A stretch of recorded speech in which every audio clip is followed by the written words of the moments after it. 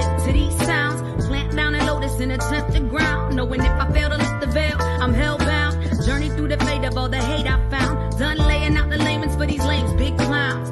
We can still throw down pound for pound if you choose to drag my name through the mud with no bounds. Scars go deep, but the passion can shift. Trying to find a balance between anger and bliss.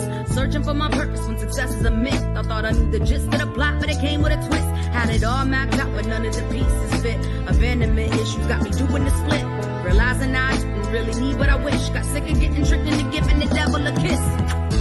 Welcome to the side of hell. They got me under a spell. Story to tell as soon as I break out of this shell. Welcome to the side of hell. Hey everyone, welcome to Portal to the Paranormal Thriller podcast. Thank you for everyone that's joining in. Let us know that you're here, put some comments and we can give you a little hello. But tonight we have a great show lined up for you. As you've seen, we've got MJ Dickson joining us tonight. What can we say? She's done a lot of things in the paranormal. Paranormal Investigator, psychic medium, author, TV producer, director.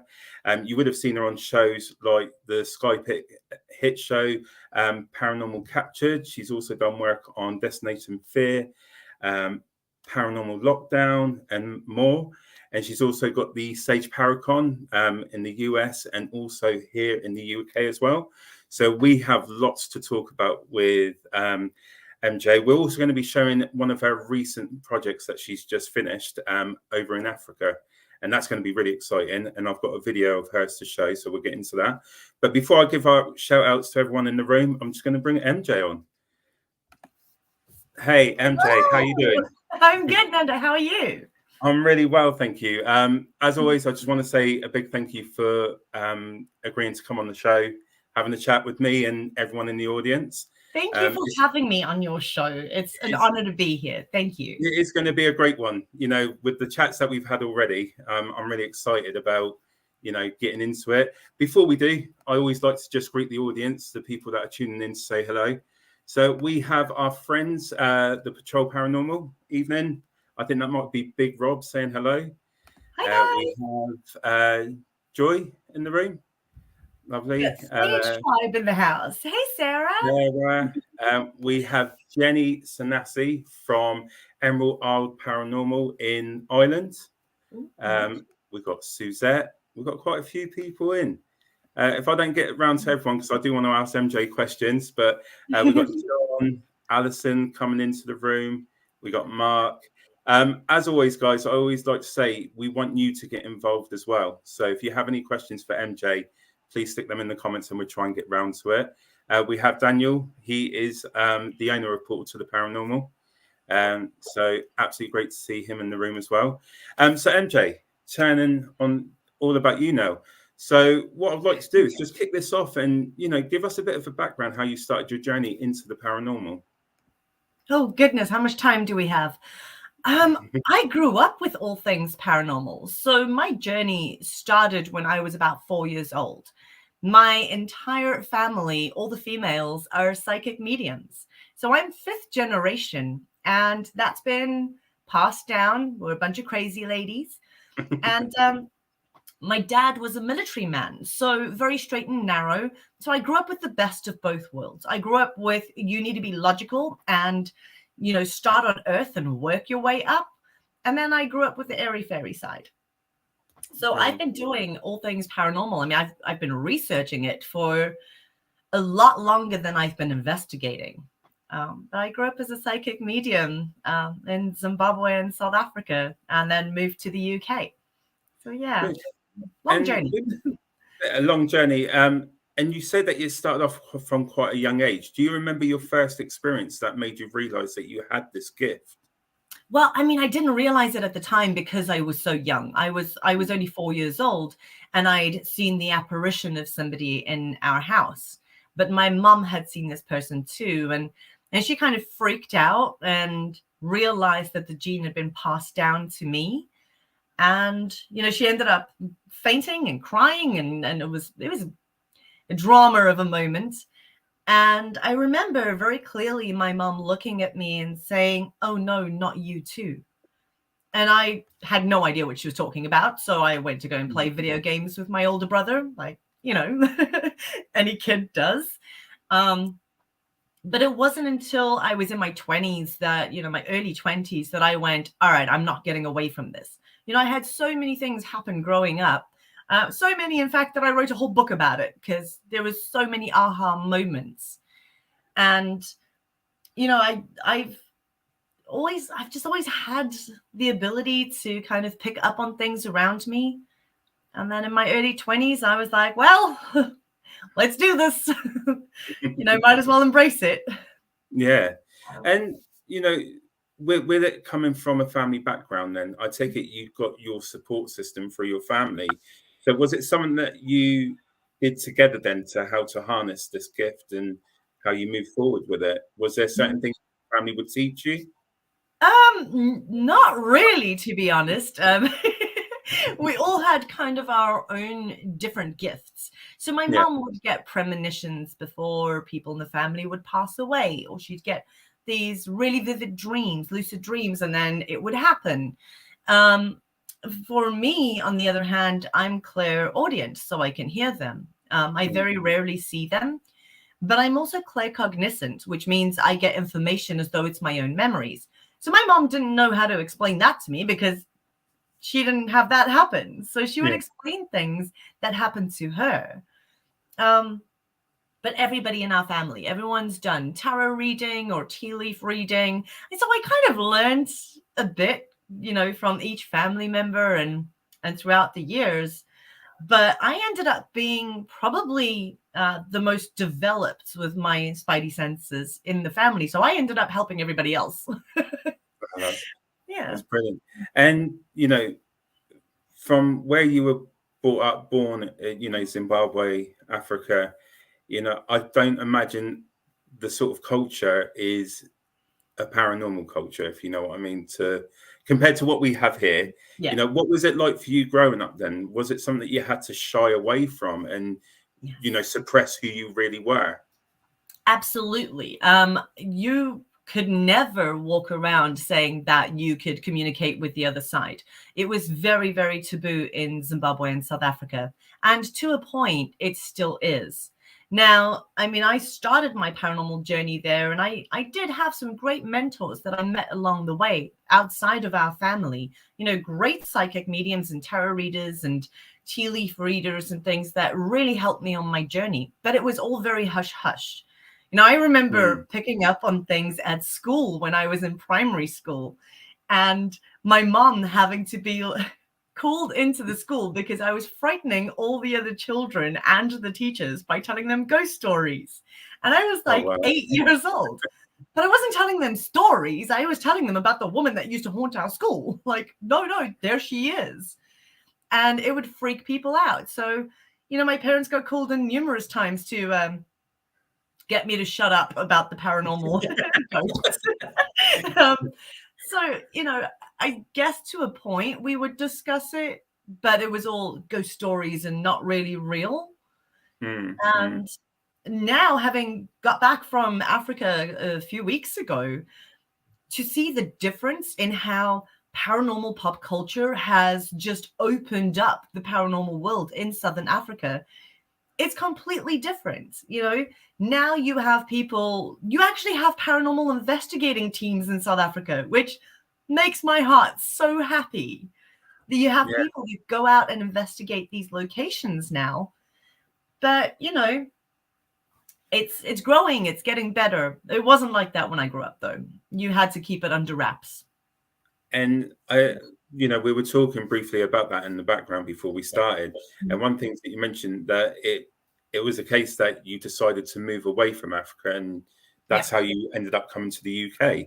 Absolutely. I could never be myself there. I couldn't say that I was a psychic medium, and I always felt like there was a big part of me that was missing. You can't be who you really are. And I'm very bluntly straightforward and honest. So it was really hard to keep a lid on it.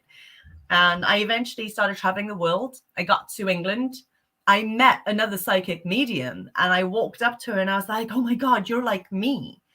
And she was like, yeah, do you want my business card? And I was like, what do you mean business card? Like, you advertise? I'm moving here. And I did.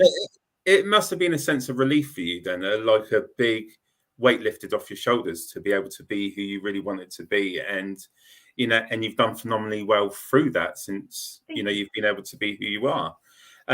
But the culture of the paranormal, so if we compare it to, we know what it was like in Africa, you've come over to the UK where the culture is a lot different when it comes to the paranormal. And I think even now it's developing even more people getting into it, but how did you begin your journey in the UK to become a paranormal investigator? How did you, did you go through learning the equipment? Because I know over in Africa, they may have not had the equipment like they do here. So what was your steps Not at to all. get into the field in the UK? Well, I got into it straight away when, I figured out I could be myself here. And my first thing was, all right, let's go out and buy a whole bunch of equipment. Let's learn about it. Let's figure out how it works. Let's understand it so that you essentially can use it in the dark without having put all the lights on and everything. You've got to know your equipment and exactly what it's supposed to detect. So I very much started there and started doing a lot of research. I started with EVP work, mainly because if anyone knows me, I can talk the hind legs off a donkey. I love talking. And so EVP was naturally my thing because I could hear them. I wanted to record their voices for other people to hear. So I started doing a lot of EVP work at some haunted hotels and things around my house. And from there, I was like, okay, it's kind of lonely doing this on your own. So I met up with other people, started investigating with other teams, started, my own team, Sage, and then explored all over the UK, all over Europe, all over the United States, and back home. Yeah.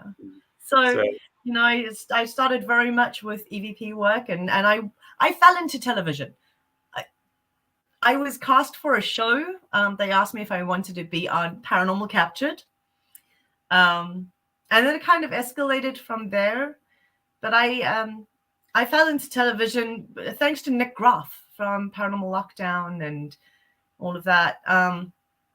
Nick and them needed some help with Paranormal Lockdown when they came to the UK. And he contacted me and asked me if I would help out with locations and put him in touch with people. And so I ended up working on the show, and I was like, kind of like this TV organizing thing. This is pretty cool. Yeah. So, yeah. And it's amazing how you've gone from a culture that you couldn't be yourself to a culture where, for you, it's exploded. And, you're getting opportunities. A question from Alison. MJ, what is your best location to invest, or best location, I don't know if that's to investigate anywhere in the world that you haven't done yet? Oh my goodness, so many places I haven't done yet. I have a bucket list like a mile long. Are you kidding? I want to go everywhere. What is my dream location?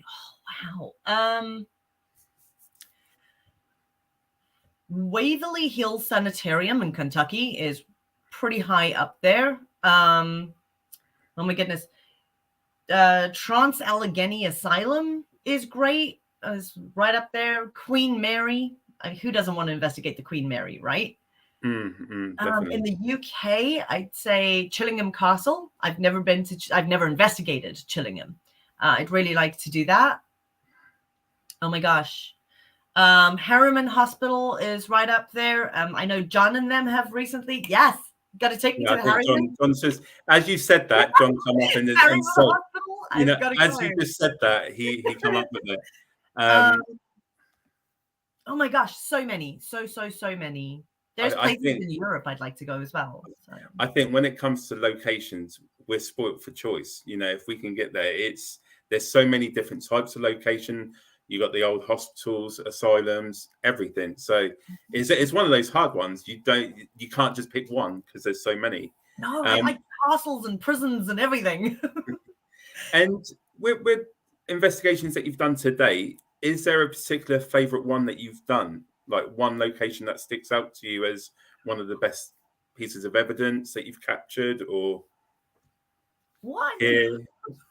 One. Top 5. Go for it. If you got 5, Okay. we can go with 5. Drakelow Tunnels in Kidderminster will always be one of my favorite locations in the world. Unfortunately, you can no longer go there. Bodmin Jail in Cornwall, hands down one of my favorites. The Skirret Inn in Wales. Definitely, speaking of, hey, John, St. Albans Asylum. I actually did St. Albans with John, who's just popped up. That's weird. St. Albans was definitely one of my favorite places. It was a really cool investigation. And Belgrove Plantation, where we host Sage Paracon, that has got to be one of my favorites in the world. Right. Yeah, Warwick Castle. Like, there's so many. I can keep going. And with because we're not just talking about skills of using equipment, like for me, I rely on, EVPs, using certain equipment. But sometimes when you go into a location, do you feel that you get overwhelmed because you have the psychic abilities with it as well? How do you go into a location and how do you control I know it's hard to control everything, but do you have a process that you go into before starting an investigation to try and help your mind not get overwhelmed? It depends very much on the location. Most of the time, I'm able to keep a really good balance between the psychic side and tech. And the psychic side is great for walking into a location and going, okay, these are the hot spots. These are the rooms where I think whoever's here is really talkative. I can hear them. This is a great room for EVP. So I'm going to focus on audio there. Or I might walk into a place and start receiving a lot of visions. And I feel like, all right, if there's any chances of capturing something on camera, it's more than likely going to be in this room, or seeing shadow figures out the corner of my eye or whatever the case is. So I've kind of learned how to balance the two and validate what I'm picking up psychically. So, I could walk in and say to you, hey, there's a guy in here that's a little grumpy. So our EVPs are probably going to be a lot of get outs and FUs, and because I can hear him. But then you record it, and when you get those EVPs, you're like, okay, validation. It also helps that they realize that I don't need the tech. So they start conversing a little more. They kind of get a bit chatty, and they're like, oh, yeah, so you can hear us. Like, okay, like, let's see how good you are. And I'll have great conversations with them.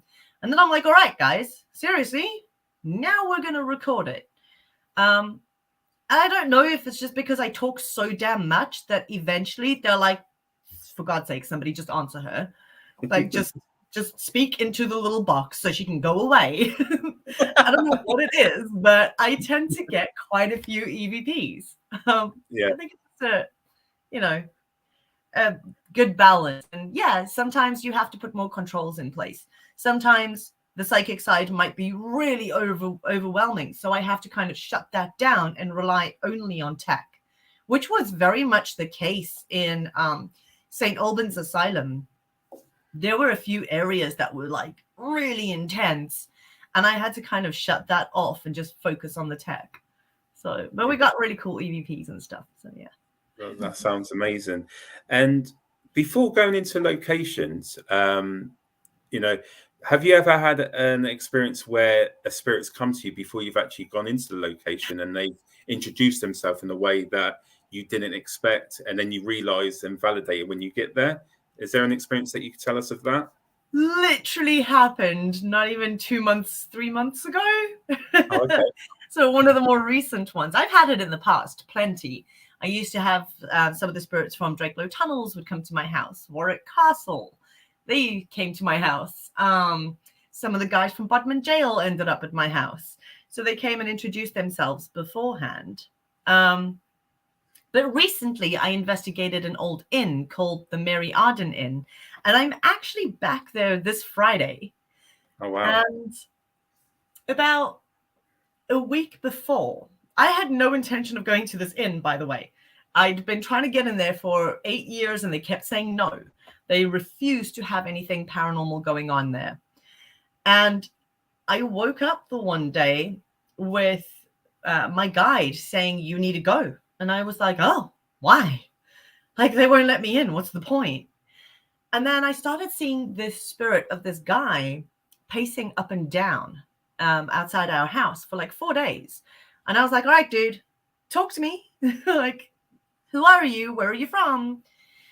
And my mom, actually, well, she lives with us. And my mom was like, there's this really weird lady that came and woke me up. And all she said was, tell her.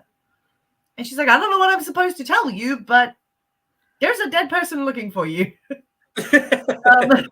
She's quite normal in our house.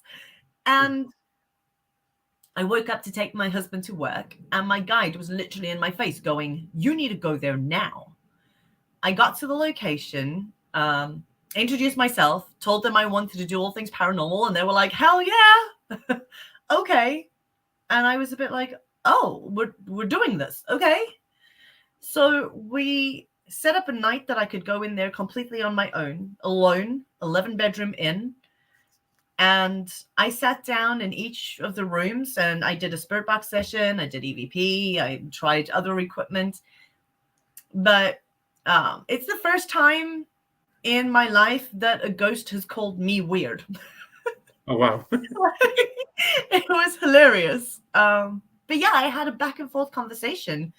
And it's actually on my TikTok. And it's a whole spirit box session that I did in one bedroom. It's about 5 minutes long. And I had said to them, whoever's here, like, how many spirits are here? And they said 5. I'm like, okay. I'm like, did you guys come to my house? And a male voice said, yeah, we came to you. And I was like, okay, cool. I was like, well, the people that came to the house, are you here? Like, are they here? And they said, yes. I'm like, okay, cool.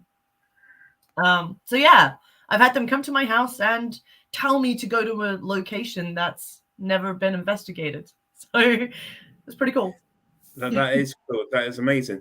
But then, you know, with your abilities, there must be the disadvantages of things, because you open up, and you're very open to what's going on with your surroundings. But then we're moving into the darker side of things when you're thinking about not the so nice spirits, or, you know, even treading into like demonic entities. Mm-hmm. How do you tell the difference between, shall we say, a good spirit to a not so good or demonic entity? How can you tell what you're dealing with? I can personally say that I have never come across a demon, an actual demonic entity. I say that with confidence. I mean, I could be completely wrong. He could have been there, you know, the whole time. And I'm like, oh, it's nothing. So to my knowledge, I have never come across a demon. I think that's just a whole different level. And it always makes me laugh, because I work in TV and everything is hashtag it's a demon. You know, they're seeing them everywhere. Yeah. I've never really had that kind of an encounter with something that dark. I have had encounters with elemental spirits who have never been human, and they can be a bit mischievous. They can be a bit playful. They can scare you and kind of notice that they're poking the bear, so they continue to do it. I've had run-ins with lower level energies that are, you know, just a bit of an a-hole, really. Just like we have good and bad people in this world, you know, we have the same that side. You know, someone that is a serial killer, you know, rapist, murderer that's been in Shepton Mallet prison for years and then dies. He's not all of a sudden sunshine and rainbows on the other side. You know, you go and investigate Shepton Mallet prison and you're going to have a run-in with a couple of choice characters there. They're a little bit weird and a little bit aggressive, and particularly towards women. So, you know, I've had encounters where I've had to shut my spidey senses down and, you know, put full protection on and be like, all right, guys, that's it. We're done. Step away. I've had things follow me home, and I've had to deal with some creepy things. Never a demon. Touch wood. Do you know, I like the way you've stepped into that, because a lot of people, as soon as something bad happens, it is highlighted as demonic. And I've done a lot of investigations with Portal to the Paranormal. We do everything. We try and work out and debunk our own stuff. But I can never say anything. Yes, you get like, you can tell someone doesn't want you there. They make it quite clear through the spirit box. We've had that. And one of the locations you mentioned, Shepton Mallet, a great location. We did an investigation there, and we decided to walk to one of the cell blocks on our own. I think it was cell block C. Mm-hmm. And we went to one of the prisons, and there was like this shadow figure just popped his head out like a big sound. And do you know what? I'll be honest, I screamed. It just caught me off guard because I wasn't expecting it, But again, demonic demons, I can't say that we've encountered anything like that either. I investigated Shepton Mallet and the Skirrid Inn with Richard Estep, and he wrote the book Spirits Behind Bars. So you can check this out on Amazon. It's a great book. But this is basically, we spent 4 nights in the Skirrid Inn and 4 nights in Shepton Mallet. And let me tell you, there were a couple of moments at Shepton Mallet, maybe like 3 in the 4 nights that we were there, that actually shut me up, which takes a lot. But one of them, I had something actually grab me, and I jumped, I screamed, because I was like, what the hell? And everybody, I was standing facing a group of people, and they all saw the shadow run up towards me. Like, they all witnessed it at the same time that it happened. So that was really intense. But I also saw a full-bodied apparition in A Block at Shepton Mallet, and had phantom footsteps walk right up to myself and Richard. That was recorded on recorders. It was so clear. Such pronounced boot steps walked through the courtyard towards us. It was insane. But yeah, you can check out Spirits Behind Bars. It's a great book. And like you said as well, it doesn't matter how many times something like that happens. It's like it's the first time all the time. It's brilliant. A message on here, just want to read out, was, what's up, Nando? Hi. I think that's Todd. Yeah, Todd. We have come across a lot of nasty entities the last few years. I don't know if they are real demons or bully spirits trying to scare the living and the dead. The more I do this, the more I'm starting to think some of the things we deal with are some sort of beings that we don't understand yet. Yeah. I agree with that. I will say the paranormal, I don't think any of us can really say that we are experts in the paranormal, because there's so many things I think. There's no such thing as an expert. I'm sorry. It's such a wide industry. There's still loads that we're learning. But for you then, one of the questions that I would love to ask you is your advice to someone that's grown up having the same sort of starter in the paranormal field. What advice would you give them to help them through it and how to harness and deal with it? Oh my gosh. You know what? Whether you have grown up with the paranormal or whether you're just getting into it, one of the first things you need to understand is that we don't really know what we're dealing with on the other side, right? So no matter what you do, you need to approach with caution. And a lot of people make mistakes when they get comfortable with a location. I mean, I'm guilty for it.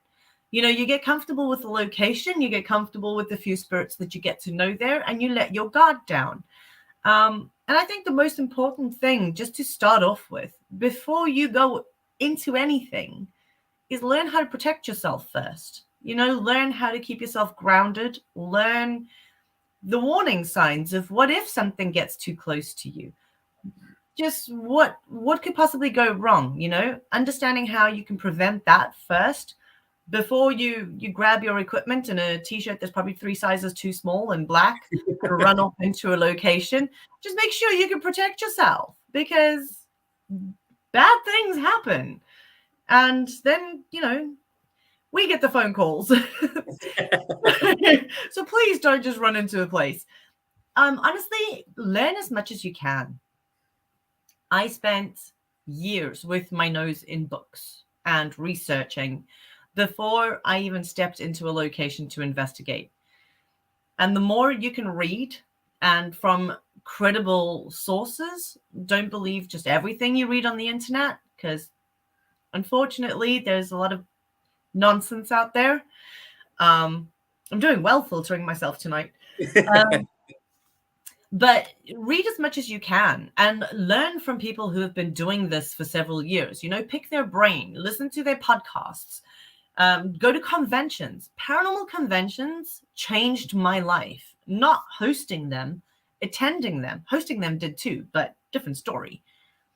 I attended every paranormal convention that I possibly could until I learned enough to not only host my own convention, but to step out into the world of investigating and dig a little bit deeper. You get to learn from so many incredible speakers at these events with decades of knowledge that they can pass down. So just learn before you run out there, before you decide, what, I know exactly what's haunting this place. I can guarantee I have my mind blown on a daily basis researching the paranormal. There's no ways you can pinpoint exactly what it is without more research. Definitely. And Ian's just put in there, in the paranormal field, we are only aware of the tip of the iceberg.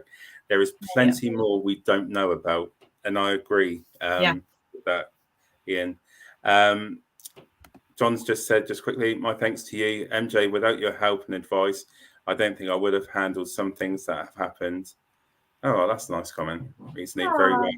John. So it is great to be able to share your knowledge and help other people. It's just in a different kind of field completely. You got people like the nurses, you got your doctors. I'm a paranormal investigator. I'm a psychic medium. I'm going to help you, and it really does work, and it really does help people. And moving on to that, you've even written a book, and I based around your experiences, which is called, I'm just going to get it up, Never Goodbye, Only Good Night, Lessons from the Afterlife. And if I read it right, it's a lot about your experiences growing up and how... It's a big old book. So this is my author copy, so it's got the not for resale on here. So it is 85 stories.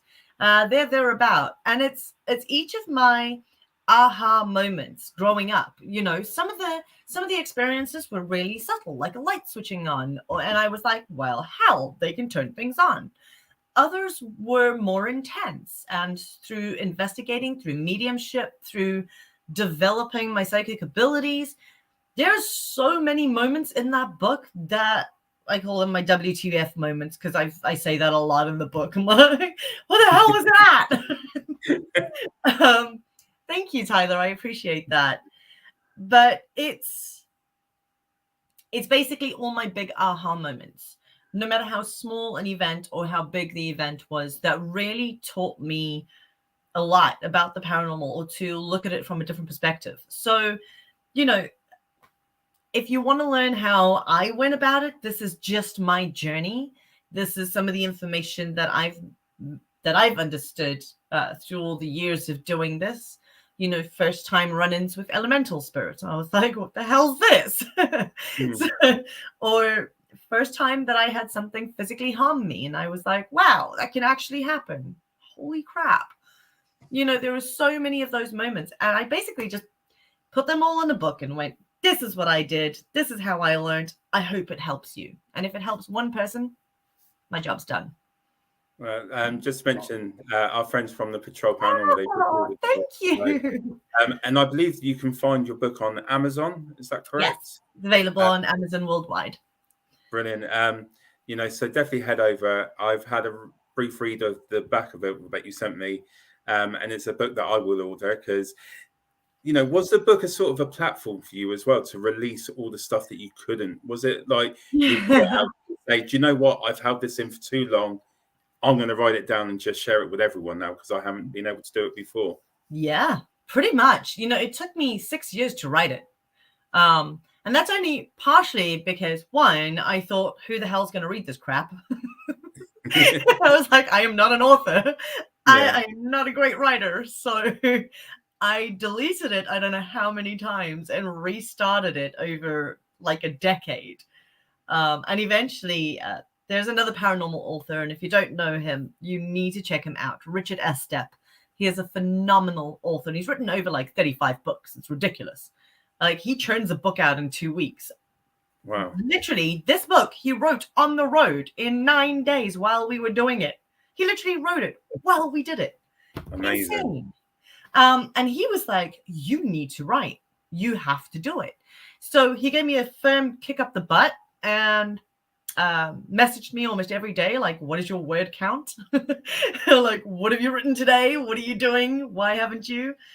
So if it wasn't for him, I probably wouldn't have written that book. I had so much that I wanted to get out there. I just didn't know how to do it. And then two, I had so many people that would ask me questions about how I got started. And I thought, I answer that a lot. Like, I'm just going to stick it in a book for everybody and go, have at it. So, yeah. And it seems like, you know, people have put in some lovely comments about the book. And, you know, by the sounds of it, this could be a book that could help people, you know, that have experienced the same thing and how you've gone through your journey. It's like a journal for you in a way. Basically, I feel like the world's reading my diary. Exactly. And do you know, it's brave as well, because like you said, you've come from a culture where you couldn't be as free as what you wanted to be. Was it scary for you at the same time when you went to, I've done the book, now it's time to get it published? Was it a scary moment for you? My editor's actually watching this. Oh, okay. Joanna in the comments is my book editor. She is telling you how many times I had a complete freak out session. And I emailed her going, I'm not doing it, can't do it, not going to do it, can't do this. Panic. You know, between Joanna and Richard, they really pushed me to do it. But my whole tribe, the Sage tribe, you know, everybody who's come to my events, part of my Patreon, who's supported me for so many years, I have all of them to thank for it. You know, my Patreon guys got to read chapters of the book before it was released, you know, first draft, when it's raw and you just kind of got verbal diarrhea and just putting it out on a page. So they got to read all of that. Joanna worked her magic and made me sound like an intelligent human being, not a complete Neanderthal. So it's a tribe effort, honestly. If it wasn't for all of these guys, I don't know. I don't know if I would have done it. Well, do you know what? Everyone in the room is pleased that you did it. We're all pleased because we get to learn about your experience, and it's absolutely great. There is a question that I just want to touch on that was asked. I've just got to go. So Rick has asked, are you more susceptible to attachments if you are sensitive?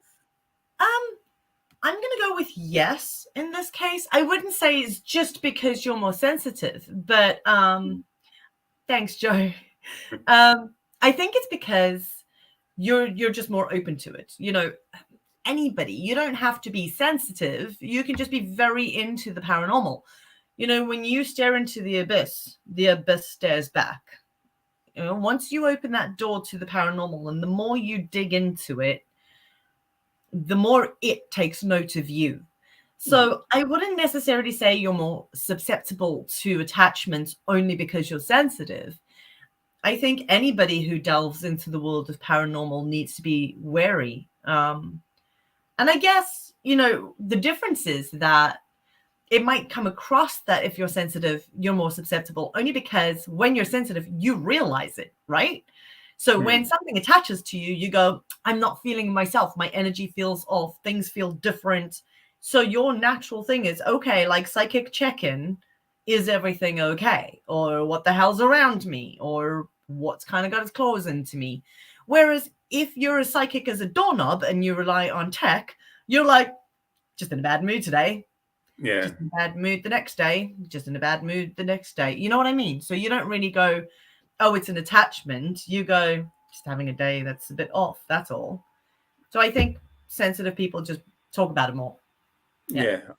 And I think that's the thing. A lot of people tend to ignore it because they don't know how to deal with it. And I think that's why it's important for people like yourself, you know, gone through that, to share it and make it, it's actually more normal than you think. You know, it's just finding that right group of people that will give you the right support, which, absolutely. with the love in the room for you tonight is absolutely amazing. So that's I great. love them. And from going from TV, directing, producing, and then you got your Paracons, the Sage Paracon. How did that get started? Because you do it not only just in the UK, but you also go over to the US and do it as well. I do. How did that get off for you? So I was diagnosed with stage 3 cancer in 2015. And so I had ovarian cancer that spread through my lymphatic system up my spine. And basically, I shouldn't be here.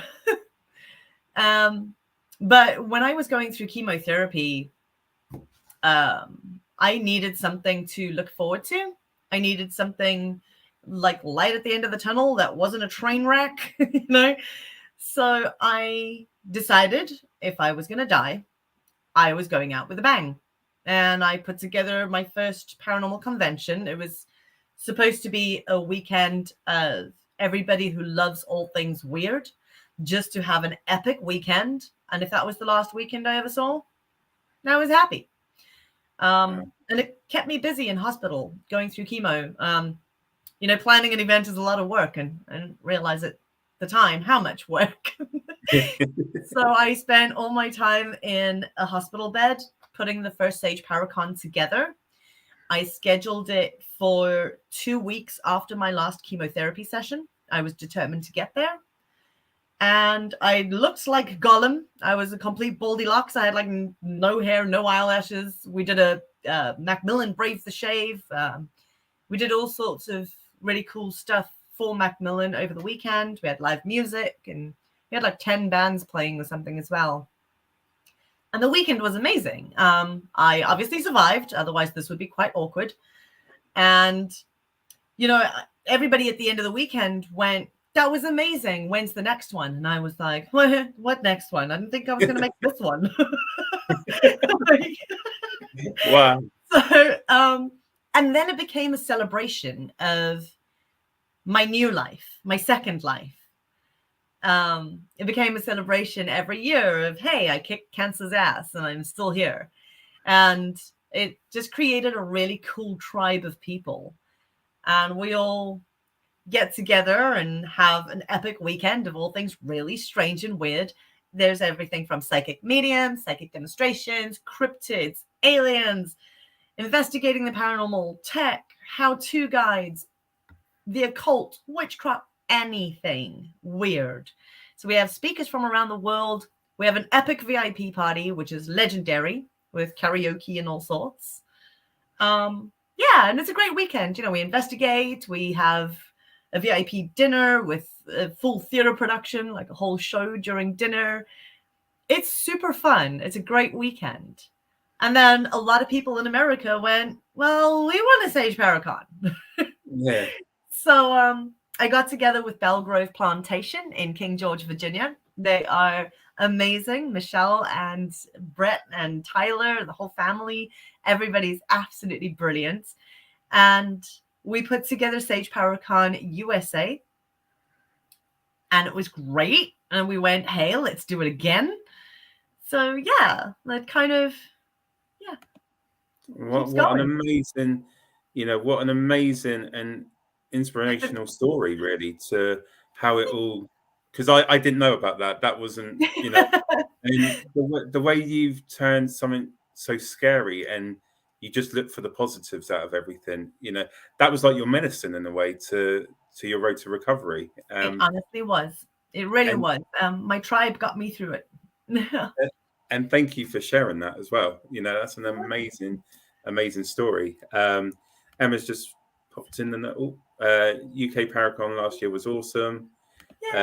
John, Sage Paracon is the best, which is absolutely great. There's a lot of people in the comments that come to Sage Paracon. I am trying to catch up with everyone, I promise you. Seeing MJ and Richard working together is amazing. I love witnessing when they do remote viewing, being her patron. We have benefits of witnessing some of this, as well as being able to join in at times, which is great. Perfect. And and then it takes you up to your most recent project, that Africa. You've gone back to Africa. Now, before we go into that, I'm actually going to do a bit of an interval, but we're actually going to play MJ's new video that she's released for her project in Africa. So I'm just going to get that up, and it's a great video, guys. So please do watch it. And everything was filmed by MJ as well, just to let you all guys know. And it's great. So I'm just going to play that now.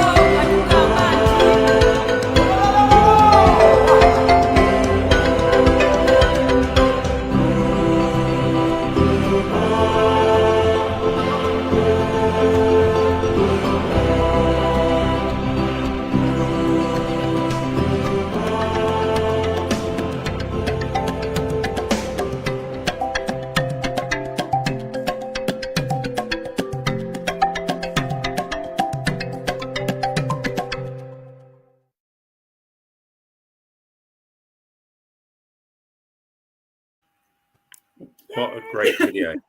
I'm sure everyone in the room would agree. The way you've captured it, is absolutely stunning. Sarah, my wife, she's just put wow.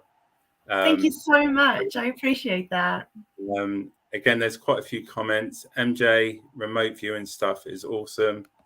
I am waiting for research on the horror in the basement. Brilliant. The Sally house. Yeah, let's the patrol again. Everyone's putting wow. Everyone's loving the video. And I said this before. What an experience, firstly. What made you want to go back? I know it's your home, your home, but to go back from what you experienced in early life, how was it going back? Was it different now? Their beliefs in the paranormal? What has changed? So there's two sides to the paranormal in Southern Africa. One, you have the African culture that is very much open to it. They have sangomas, witch doctors, that fully use witchcraft to curse people, to heal people, and even some cases kill people. There's a lot of witchcraft in Southern Africa, and a lot of working with your ancestors and dealing with spirits in different ways. But there's not so much a paranormal pop culture as in investigating the paranormal with tech and that sort of thing. So it's two very different sides of the paranormal. And I wanted to explore both of those. Now, my patrons, there's quite a few of the guys in the comments who are actually part of my Patreon page. All of my research goes on Patreon. All of the remote viewing work that I do with Richard Estep, psychic remote viewing, all of any of my adventures, I take them on investigations with me. And they actually got to watch the first episode of Supernatural Africa on Saturday night. So I covered everything from, I'm trying not to give too much away for the next episode, actually. I covered everything from mermaids in Zimbabwe. Like, they have an actual mermaid problem in Zimbabwe. They've stopped work on various dams and lakes. The prime minister stopped work due to the fact that workers were being tormented by mermaids and they had to down tools. So cryptids there's a lot of very real things. There's a very strong belief in the river god, the Nyami Nyami, which is basically like their version of Nessie. So I went in and I explored everything I could about the Nyami Nyami.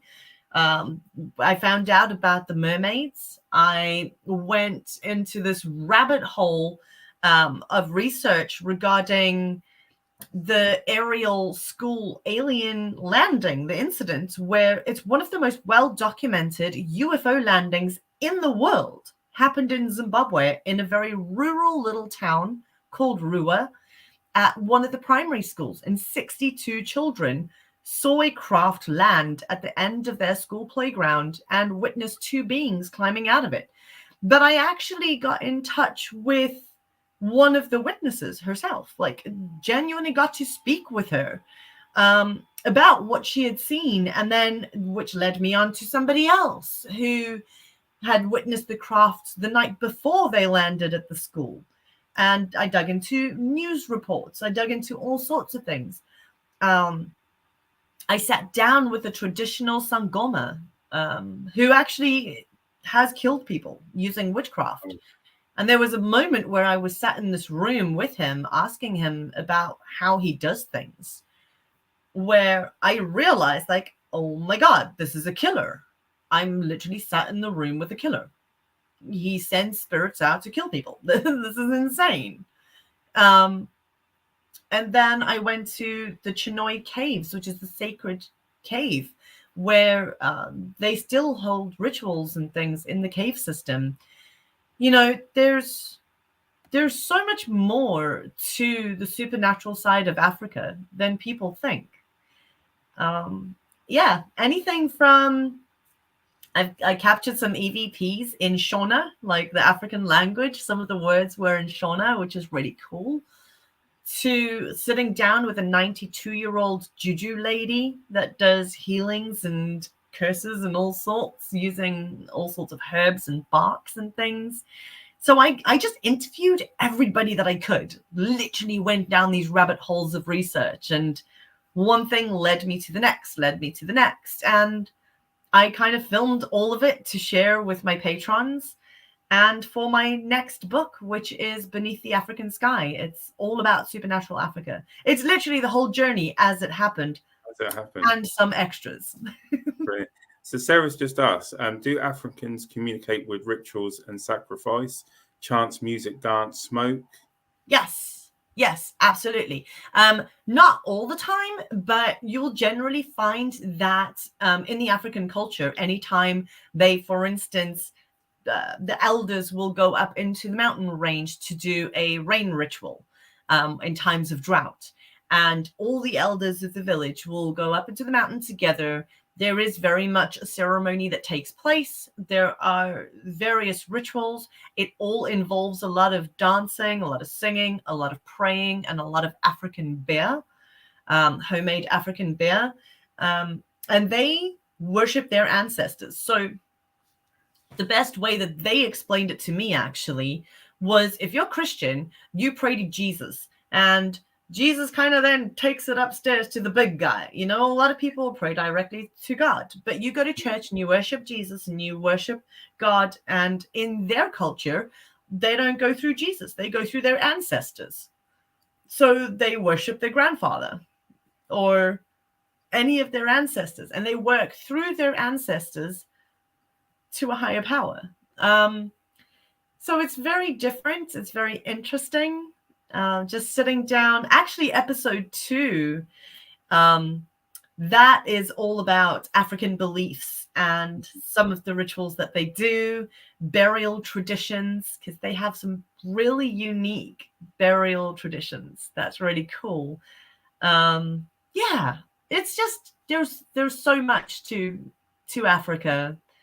And I'm hoping to go back in March next year and do a follow-up on everything and investigate some really cool locations too. So, yeah. And what do you think's made the culture change? Like, what do you think has made them move in time to not really, to like it was a taboo subject, to now they have their own rituals, they ancestors. What's changed their thought process? That's always been there. That is African culture. That is African tradition. That has been there for thousands of years. That is the way they do it, but they don't talk about it. It's not something that is openly discussed. Whereas, you know, if you go on more Afrikaans side of Zimbabwe and South Africa and the English side of things, you're going to find that people are exceptionally Christian. So anything to do with the paranormal, that's where the taboo side comes in. Like if you say that you can communicate with the other side, they tend to throw the Bible at you very quickly. And now, thanks to paranormal shows that have started airing in South Africa, it's mainly paranormal television. Paranormal pop culture has opened that side of it up. So now you have psychic mediums who are advertising that they're psychic mediums and doing tarot readings. And now you have teams, like I think there's 2, maybe 3 paranormal teams in South Africa that I know of now. I'm actually hoping to interview one of the teams this week just to find out, like, oh my God, I wasn't allowed to investigate the paranormal when I was there. Like, this is not fair. I need to go back and do that because I could never do that 10 years ago, 15 years ago, but they're able to now. And that is beyond epic. So I want to find out from them, you know, just how much paranormal culture has expanded, how much paranormal pop culture has influenced the fact that they can do all of these, and kind of what's South Africa like now. Let's test the waters. Yeah, it sounds like it's been an amazing experience because you spent a month out there, didn't you? Yes. And did you go on your own, or was it something that you had like family that went with you as well? How? This was actually my vacation. Oh, okay. Oh, wow. Says, you know, putting a full documentary series together and writing a book. It was actually my family vacation, and I went for a bit of a sad reason, but also a very freeing reason, shall I say. I actually went home with my family to spread my dad and my brother's ashes. Oh. And it was something that we had wanted to do for quite some time. The family never felt ready. And we wanted to spread their ashes in the Great Zambezi River because we grew up fishing on that river. We grew up having family holidays on that river. You know, some of my favorite memories ever with my family are all around the Zambezi. And so we took the ashes home with us, and I figured my mom and I went up a week before everybody else arrived. And I was like, I'm going to explore all things supernatural for a week, just a week. And then, you know, do my family holiday. Well, I got a bit carried away. Yeah. And then, you know, we spent the first week doing all things supernatural and paranormal and exploring.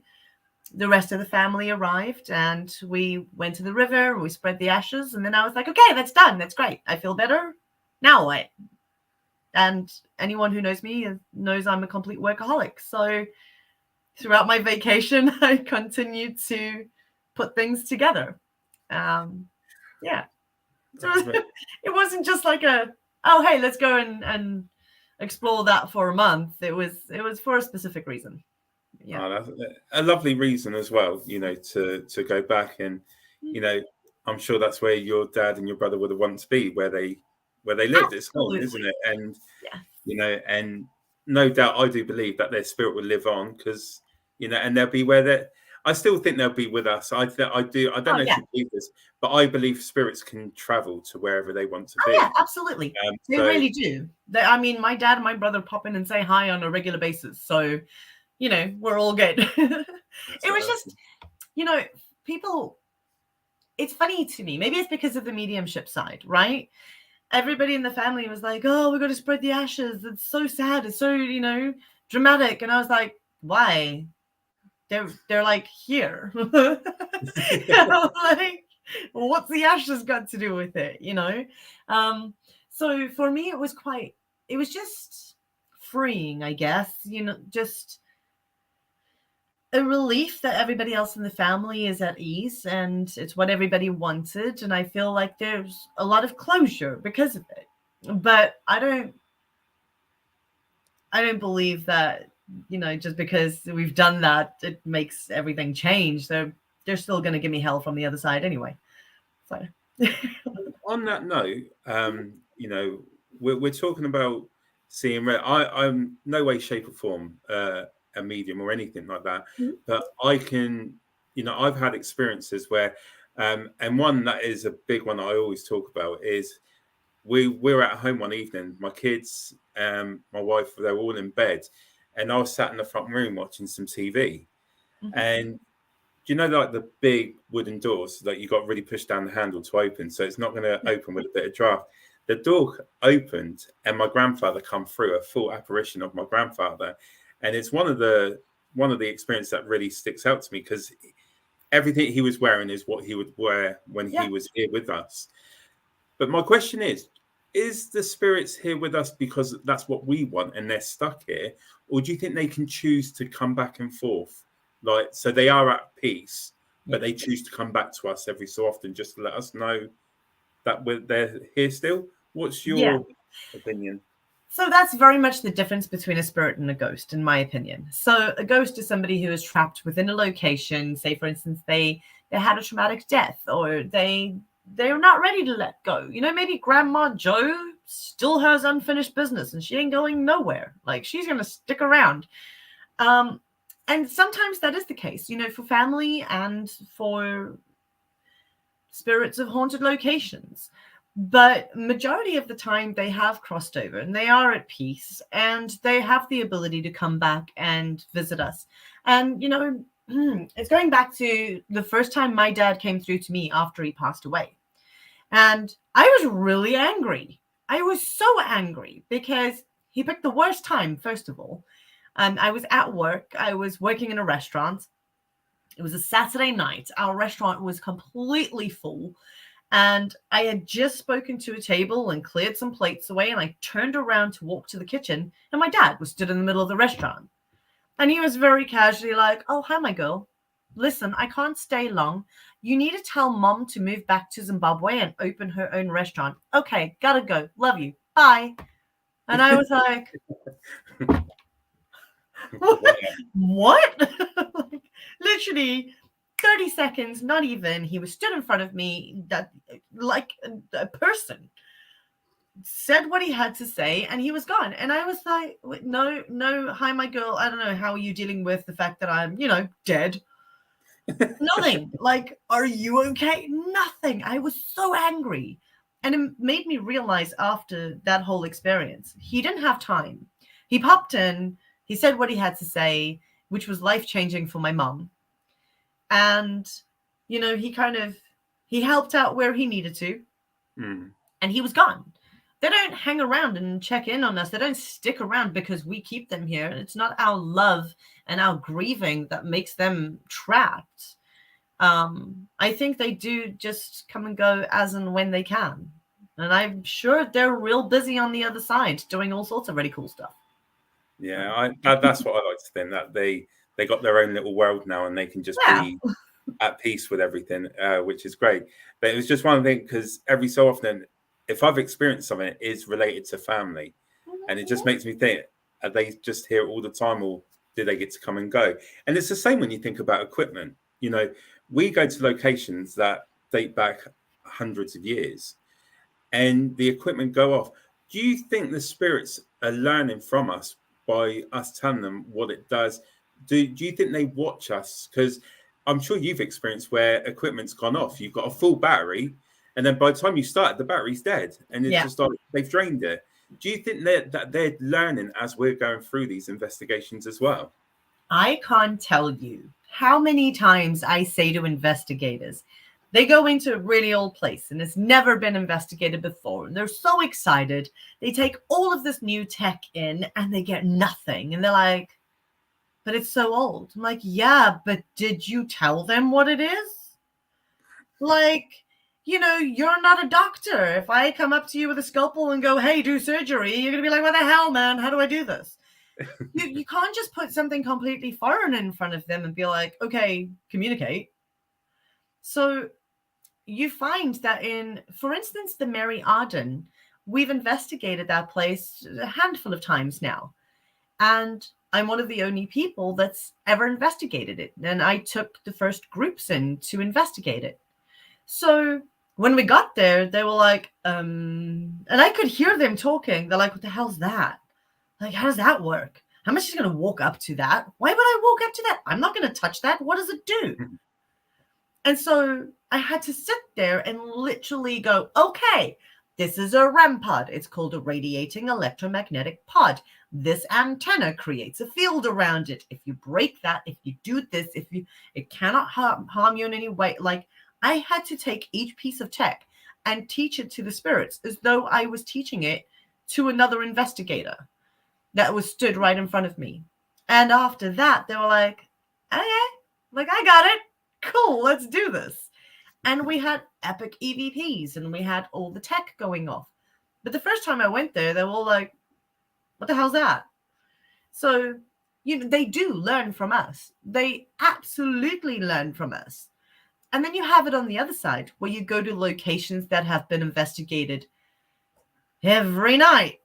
It's not just a Friday, Saturday, Sunday. It's like every day of the week they've got people in there. And these spirits are like, oh, for crying in a bucket.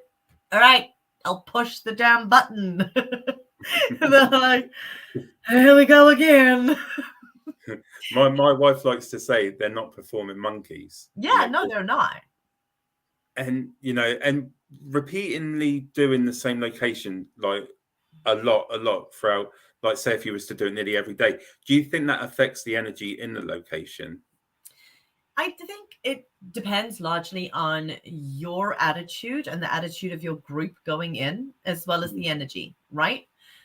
If you look at witchcraft, intent is everything. A spell is just words written on a piece of paper, and you mix a whole bunch of herbs and things together, and that's not going to do anything. But it's your belief and your intent and your manifestation of what your outcome is, what you want your spell to do, that gives it the power. If everybody believes in it, it works. So similar sort of thing with investigating the paranormal, right? If you walk into a place and you intend on telling their story, your intention is that you're going to go in there and you're going to communicate with whoever may be there, and you fully want to believe in them, tell their story, get the word out, like help them find their closure. They know that. They pick that up. So if I intend on going in there to capture a Class A EVP and just impress my mates, or I'm a complete skeptic and I'm there to debunk everything, why would I speak to you if I was on the other side? If all you cared about was that piece of evidence, or if all you were there to do is disprove everything, why would I waste my time? Why would I bother? Definitely. So, you look at it in a few different ways. I go into a location, first and foremost, you need to debunk as much as you can.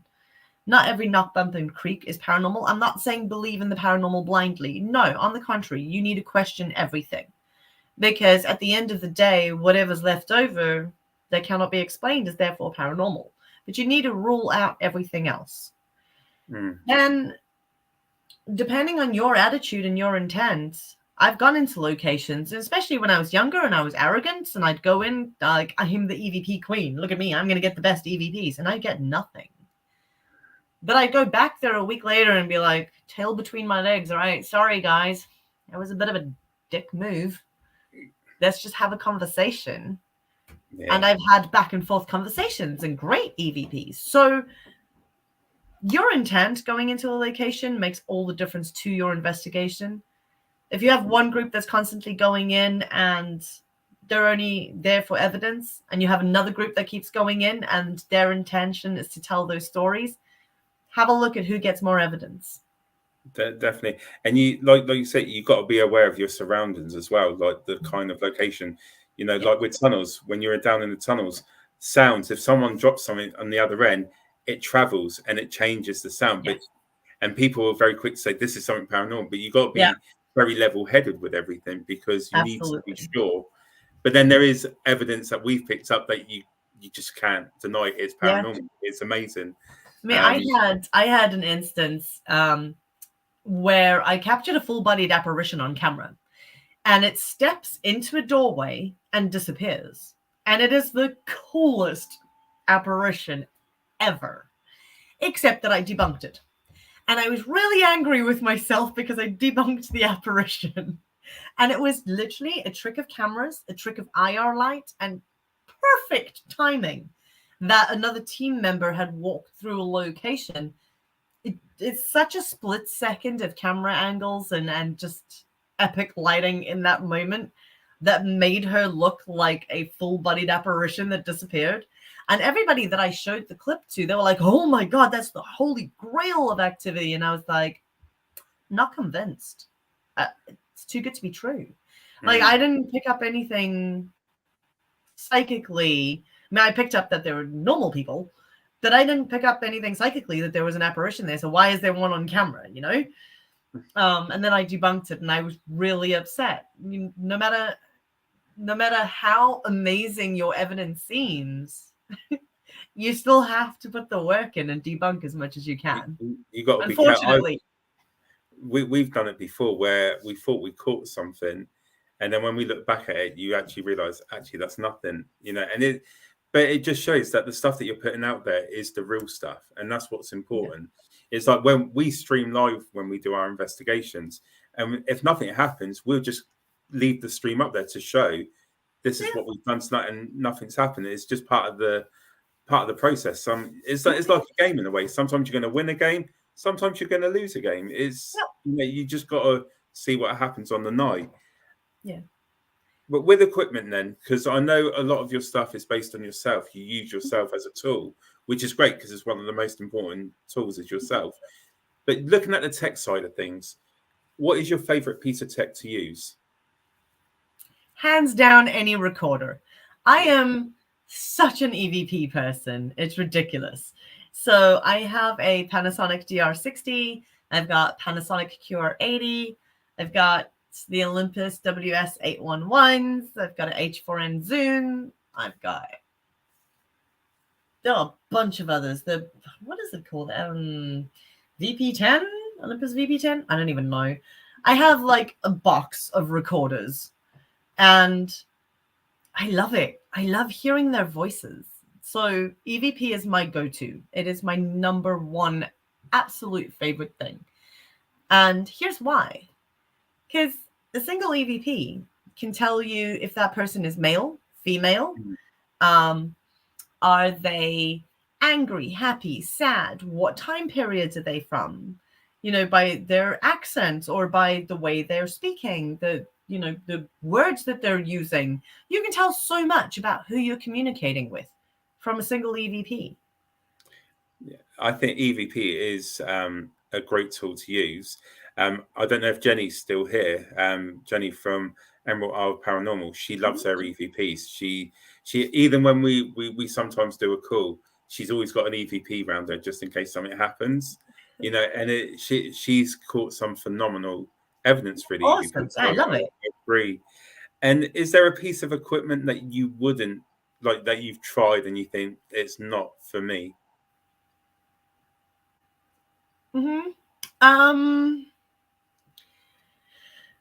I don't do apps. I'm not a big app person. I think most of them are full of crap. I think a lot of them are just entertainment purposes only. So I'm not a big fan of apps. And again, it's not that I have anything against the equipment, because if used correctly, it would be great. I just think there's so many people that run around and, for instance, they've got REM pods or MEL meters or whatever EMF meter, K2 meters, and you're doing a live stream, but the Wi-Fi affects the REM field. So that's setting your equipment off. So it's kind of counterproductive. You're not really getting an accurate read. Yeah, the lights are flashing and there's a noise, and everybody on the live stream is like, oh, there's a ghost. No, it could just be something completely normal.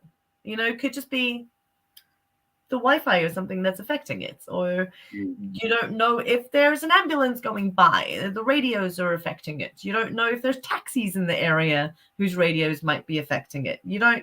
There's just so much that all tech has its faults. I mean, the DR60 recorder has its faults.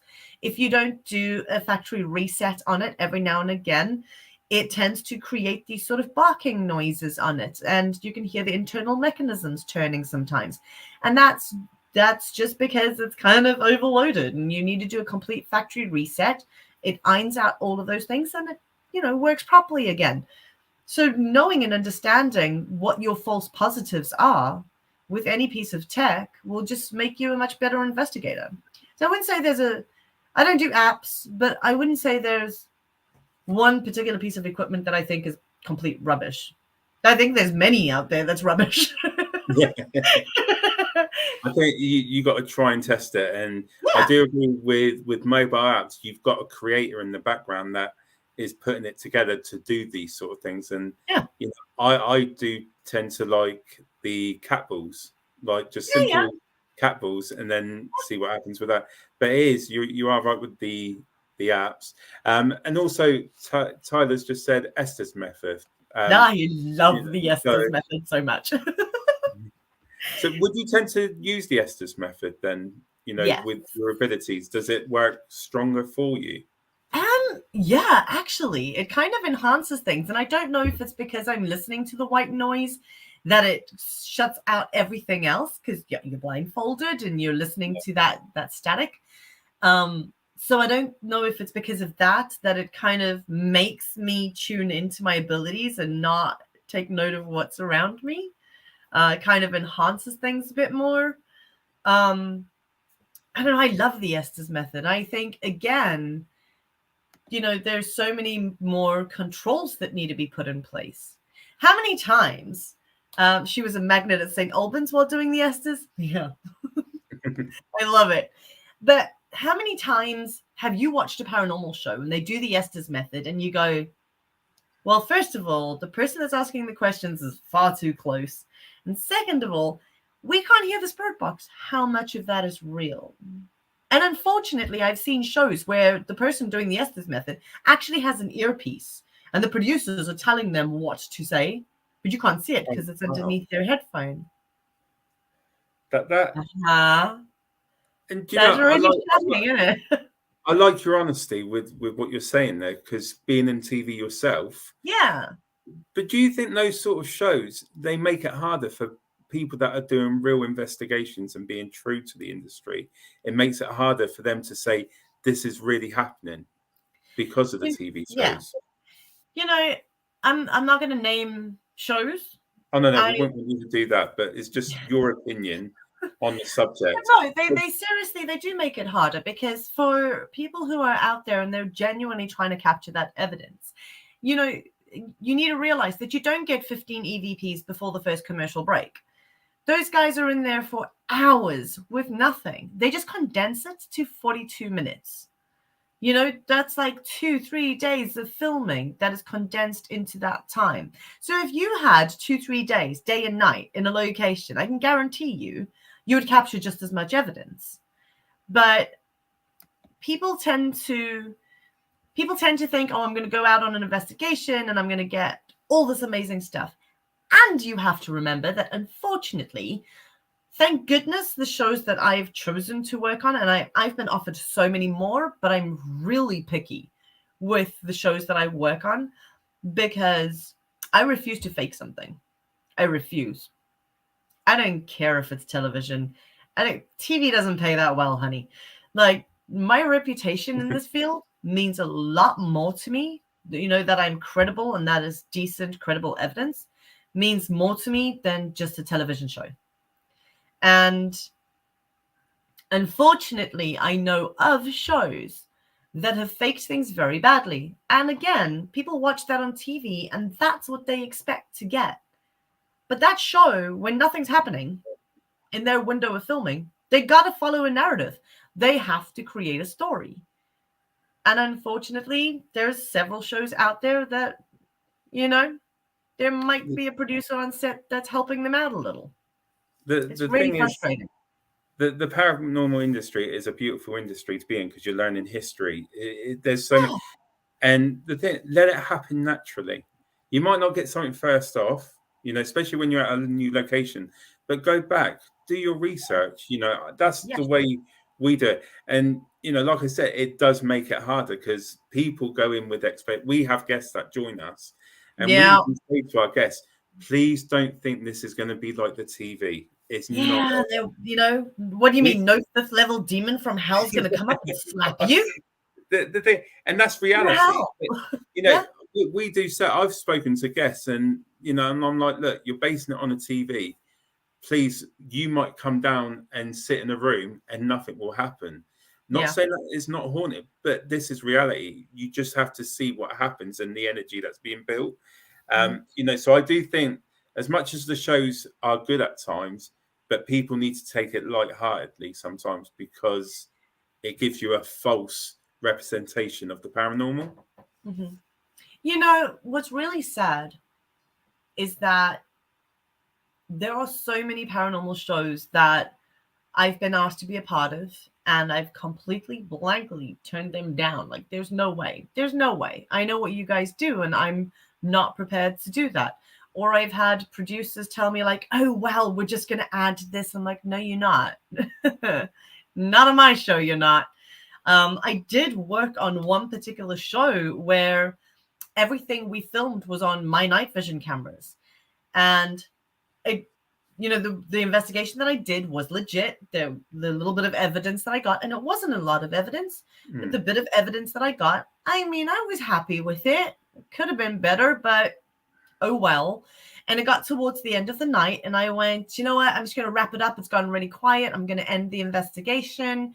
And when I wrapped up the show, like my little bit to the camera, the director and them were listening to my audio, and they weren't in the location. And they came walking back in, and they're like, don't you just want to make it a little bit creepier and say that you have to leave because it was so terrifying? And I was like, no, I don't. That's not what happened. And they're like, yeah, but don't you want to say that you got all these EVPs and that you need to leave because you're so scared? And I was like, And they try to get me to fake it and just, do the whole sensationalizing thing. And I refused point blank. And actually, I swore at the director really badly.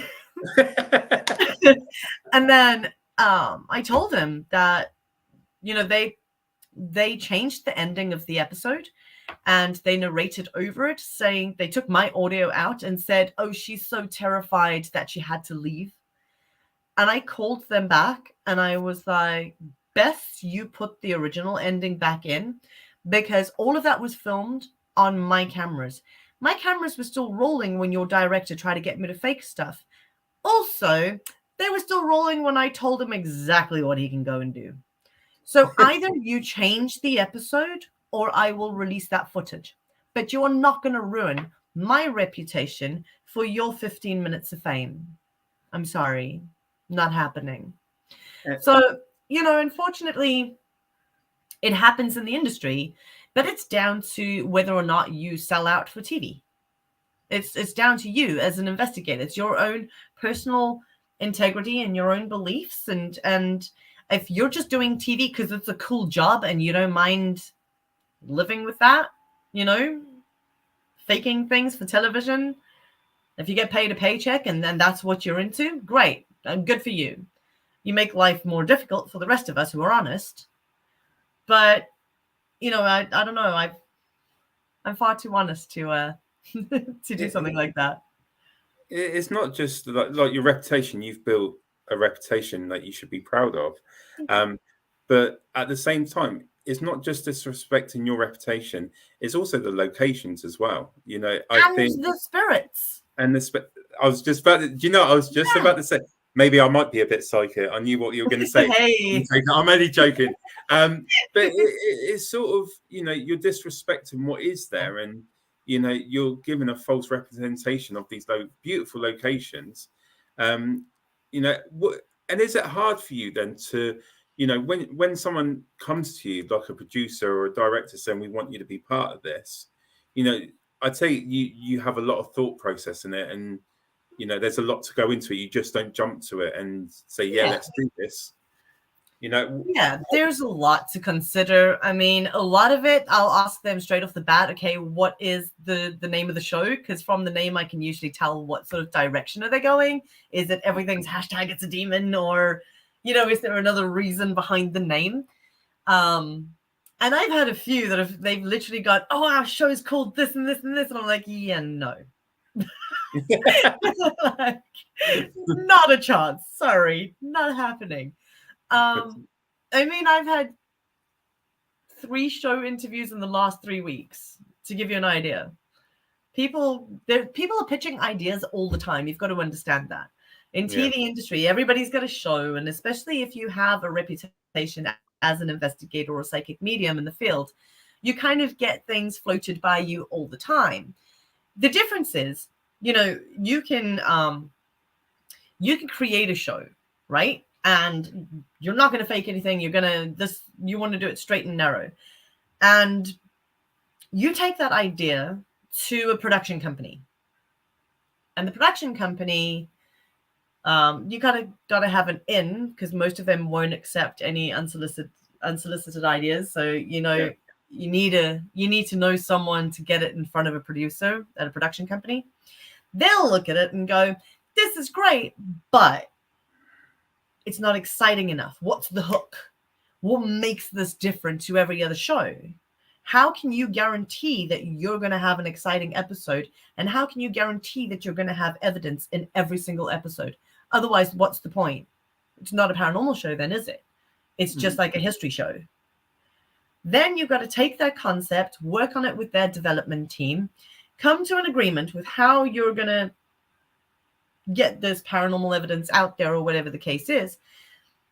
And then that goes to a network. They make it sound all nice and TV, and they take it to a network. They pitch it to the networks. They pitch it to several networks, Discovery, to Netflix, to wherever, Channel 4, Raleigh TV, I don't know, whoever the hell it is.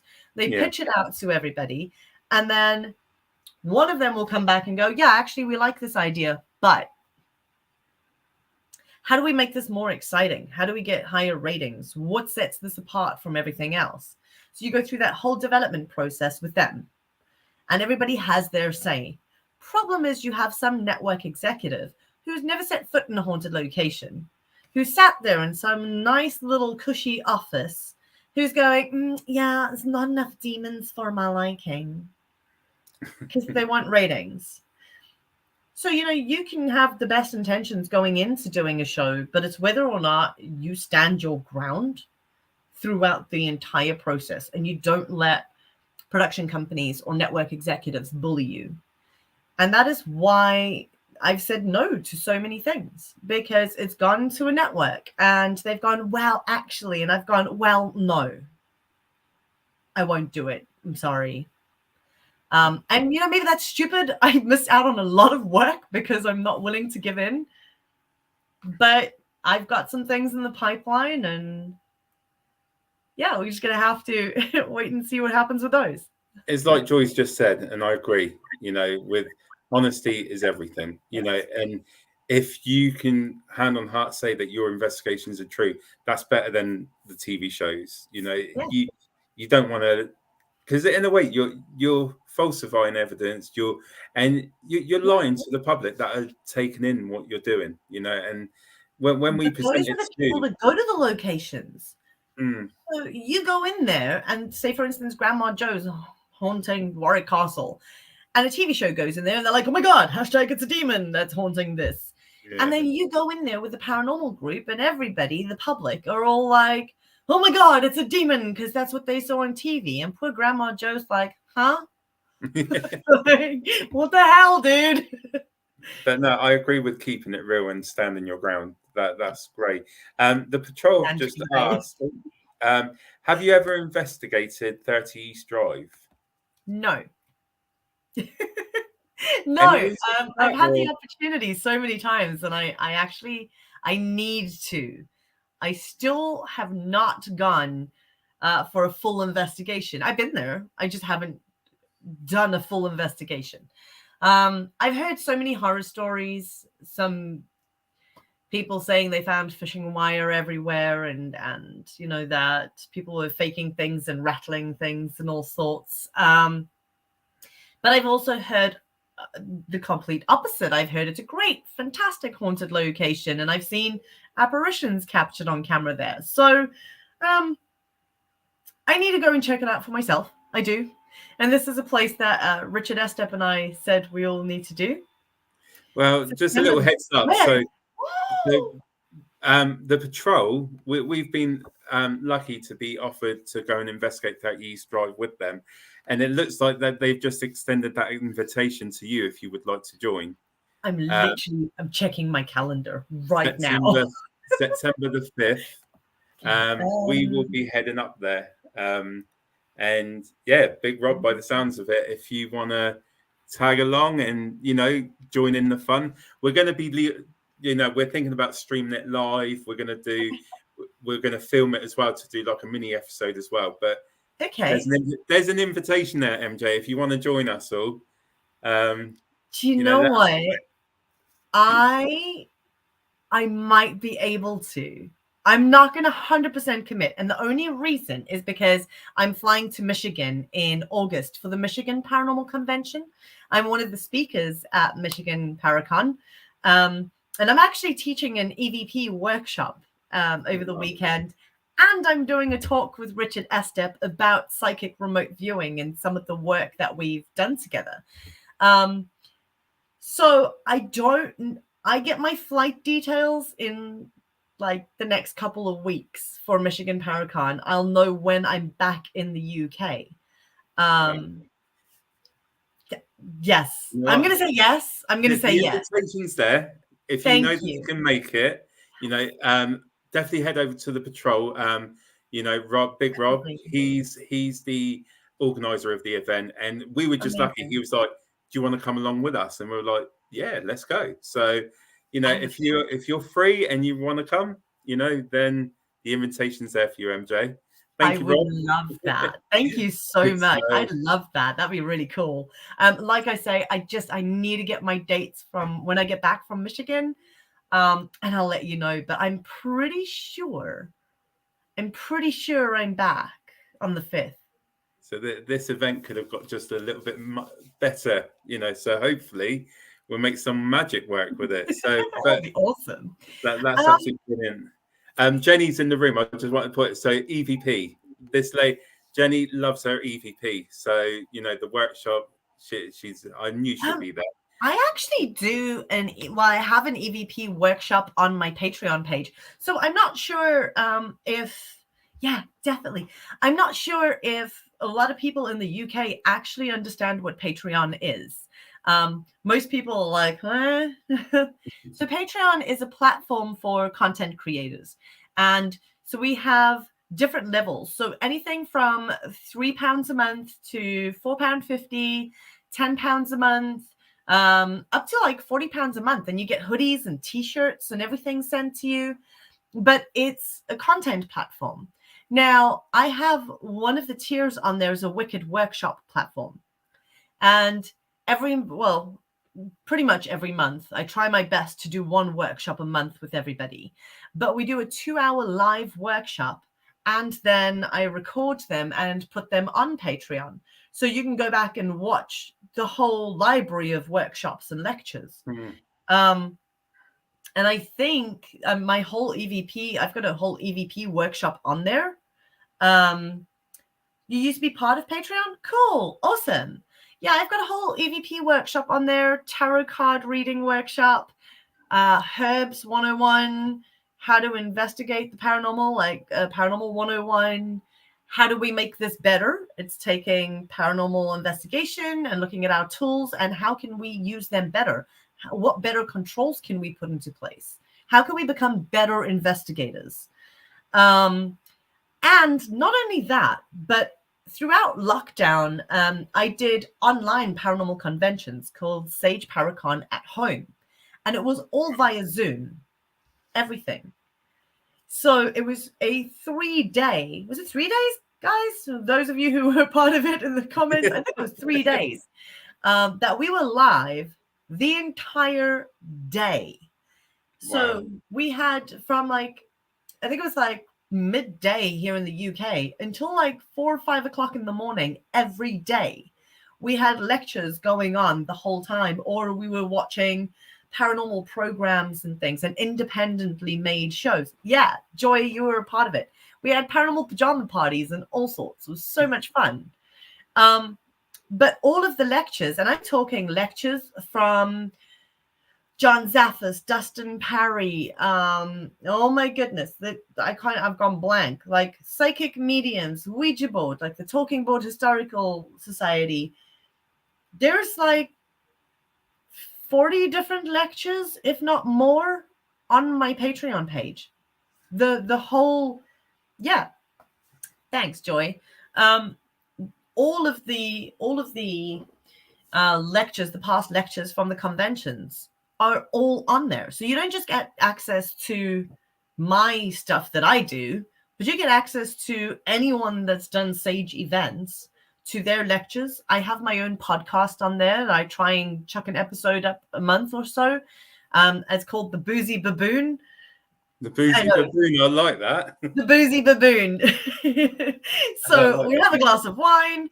We talk about whatever comes up, whatever topic it is. But, I've spoken to John Zaffis, the godfather of the paranormal. There's a whole episode just on demonology. He is the world's foremost demonologist that works with the Vatican, Wow. So you want to know about demonology and get into the nitty gritty of things and see footage from an actual exorcism that took place in the 70s. It's on there. Anything from, herbs, witchy stuff, spell casting. It's all on my Patreon. The whole Supernatural Africa, all the actual episodes of it are all going on there. YouTube show In Search of the Paranormal, that's on there. Wine and EVPs, exactly. I'm just saying. You're speaking Jenny's language there when you're saying about a little drink there, right? Which is great. So you've got so much going on, and firstly, I appreciate everything that you've told us. But what I want to do is finish up on, firstly, where can everyone find your stuff, and if they want to sign up? Okay. Few different places. So if you want to know anything about Sage Paranormal, so these are paranormal events that I do, like weekend investigations. I have a full paranormal clothing range. So we didn't even get into that. So if you go to sageparanormal.co.uk, you will find my book, Weekend Investigations, and you'll find the paranormal clothing range. I have a full herbal product range as well. Oh, wow. I have a paranormal version of Cards Against Humanity called Paranormal Profanities that I created. Ooh. So you have a paranormal card game on there, which there's a lot of swearing. I'm just going to throw that out now. That's why it's called Paranormal Profanities. So, you can find my card game on there.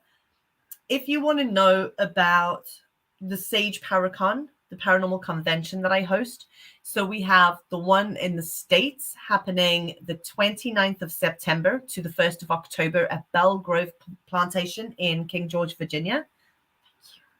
So we have Belle Grove Plantation Paracon, and then we've got the UK Paracon that takes place the 26th to the 29th of October, just in time for spooky season. And that is going to be at Coombe Abbey in Coventry, West Midlands. Wow. You can find out anything about the conventions at sageparacon.co.uk. And if you want to know anything about my work, all the TV shows that I've worked on, if you want to just find out a bit more about me, then you can just go to mjdickson.com. Yes, Daniel, we do need to go. I agree. You know what? Oh, I also, agree. I do team discounts because I want paranormal teams there, because it means if a paranormal team is at a convention, they are learning. Well, you know what?